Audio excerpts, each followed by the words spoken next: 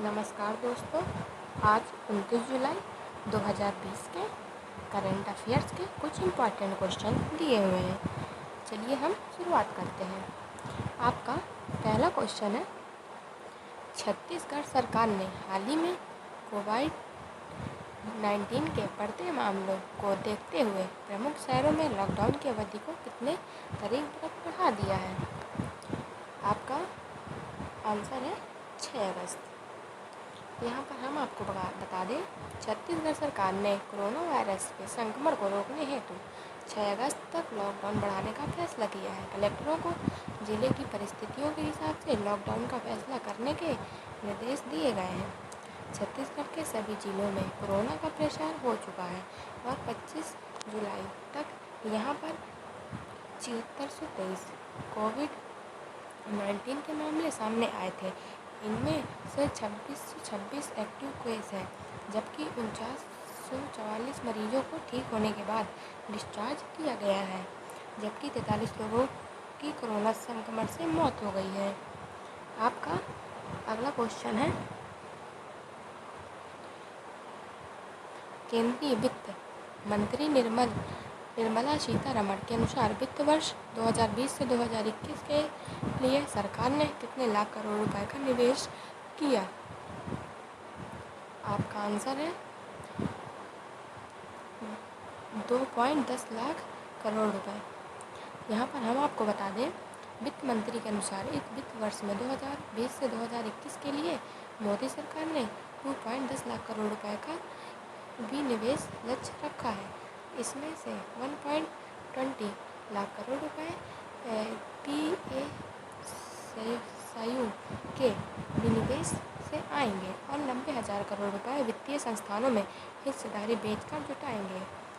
केंद्र सरकार ने विनिवेश की योजना के बारे में बताते हुए वित्त मंत्री निर्मला सीतारमण ने कहा कि यह सही समय आने पर सरकार उचित कीमत पर हिस्सेदारी बेचेगी। उन्होंने कहा कि पहले ही लगभग 22 से 23 ऐसी पीएसयू कंपनियां हैं जिनके विनिवेश को सरकार की ओर से मंजूरी दी जा चुकी है। आपका अगला क्वेश्चन है,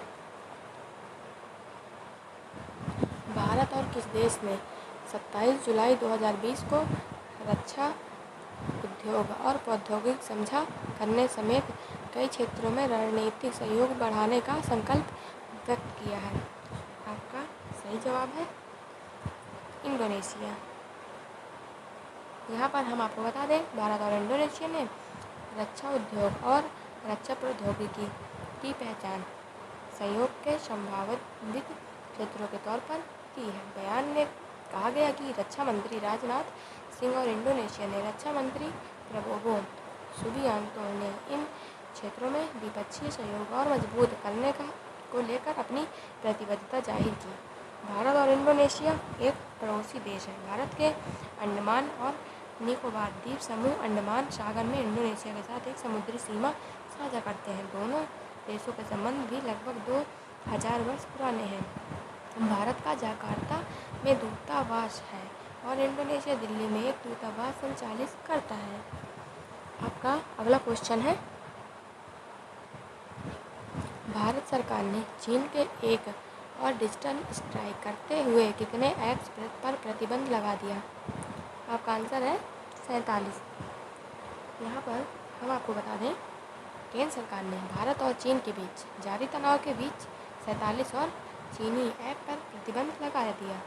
केंद्र सरकार पहले ही 59 चीनी ऐप पर बैन लगा चुकी है। मीडिया रिपोर्टर्स के अनुसार ये सभी 47 ऐप्स पहले बने हुए 59 ऐप्स के क्लोन हैं। मीडिया रिपोर्टर्स के अनुसार बताया जा रहा है कि ये 47 ऐप भी देश का डाटा प्रोटोकॉल का उल्लंघन कर रही थी और इन पर डाटा चोरी करने का आरोप है। ये ऐप यूजर्स की निजी और गोपनीय जानकारी को इस्तेमाल कर रहे हैं और इन्होंने गोपनीयता कानून का उल्लंघन भी किया है, जिस वजह से इनके ऊपर केंद्र सरकार ने प्रतिबंध लगा दिया है। आपका अगला क्वेश्चन है, पृथ्वी विज्ञान मंत्रालय ने अपने 14वें स्थान दिवस के अवसर पर किस मोबाइल ऐप का शुभारंभ किया? आपका आंसर है मौसम। यहाँ पर हम आपको बता दें, पृथ्वी विज्ञान मंत्रालय की स्थापना दिवस के मौके पर 27 जुलाई 2020 को पृथ्वी विज्ञान मंत्री डॉक्टर हर्षवर्धन ने मौसम मोबाइल ऐप की शुरुआत की है। यह ऐप देश भर के 800 स्थानों के मौसम का हाल बताएगा। ऐप मौसम की सटीक जानकारी देने के साथ शहर का तापमान, सूरज के उदय और अस्त का समय भी बताएगा। समय समय पर मौसम के बिगड़े मिजाज की चेतावनी भी जारी करेगा। आपका अगला क्वेश्चन है, प्रधानमंत्री नरेंद्र मोदी ने हाल ही में वीडियो कॉन्फ्रेंसिंग के जरिए कोविड-19 परीक्षण की कितनी अत्याधुनिक परीक्षण प्रयोगशालाओं का शुभारंभ किया? आपका आंसर है 3। यहाँ पर हम आपको बता दें कि ये प्रयोगशालाएं भारतीय आयुर्विज्ञान अनुसंधान परिषद ICMR के अंतर्गत नोएडा, मुंबई और कोलकाता में राष्ट्रीय संस्थानों में स्थित हैं।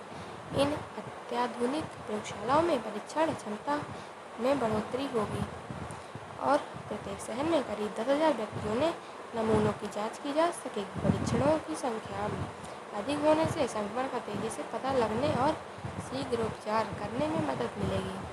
इससे कोरोना वायरस के खिलाफ लड़ाई को मजबूती मिलेगी। आपका अगला क्वेश्चन है,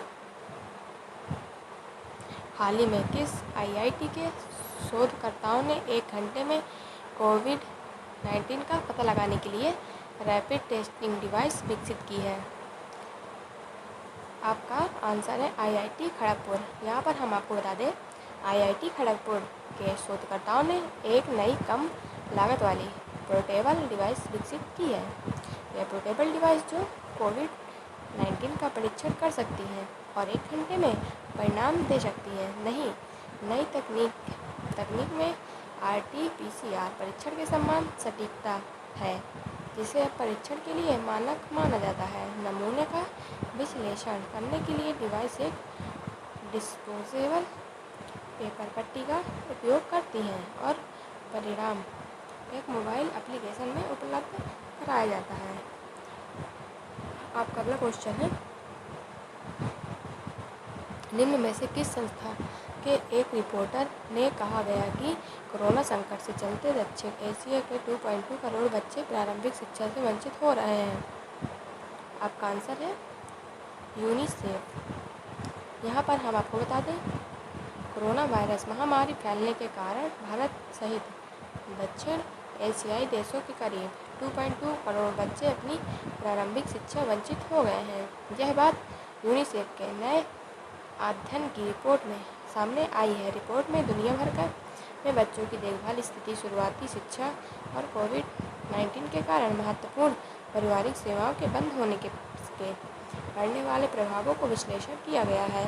हाल ही में संयुक्त राष्ट्र की एक रिपोर्ट में कहा गया था कि कोरोना महामारी इस साल करीब और 13 करोड़ लोगों को भूखमरी की ओर धकेल सकती है। आपका अगला क्वेश्चन है, भारत ने हाल ही में बांग्लादेश के कितने ब्रॉड गेज डीजल इंजन सौंपे हैं? आपका आंसर है 10। यहाँ पर हम आपको बता दें, रेलवे के मुताबिक इस फैसले के पड़ोसी देश के साथ आंतरिक और अंतर्देशीय आवागमन सुलभ होगा। भारत ने 27 जुलाई को बांग्लादेश को 10 ब्रॉड गेज डीजल इंजन सौंपे हैं। पश्चिम बंगाल के नदिया जिले में पूर्वी रेलवे गेटे स्टेशन से भी सभी इंजनों की रवानगी हुई है। इन भारतीय रेल इंजनों को बांग्लादेश के दर्जनों रेलवे स्टेशन पर रिसीव किया गया है। ब्रॉड गेज लोकोमोटिव सौंपने के बांग्लादेश रेलवे की शक्ति में काफ़ी वृद्धि होगी। भारत पिछले कुछ वर्षों में पड़ोसी देश बांग्लादेश में सड़क, रेल व बंदरगाह विकास के लिए कई परियोजनाओं को मदद कर रहा है। आपका अगला क्वेश्चन है, CRPF संस्थान दिवस निम्न में से किस दिन मनाया जाता है? आपका सही जवाब है 27 जुलाई।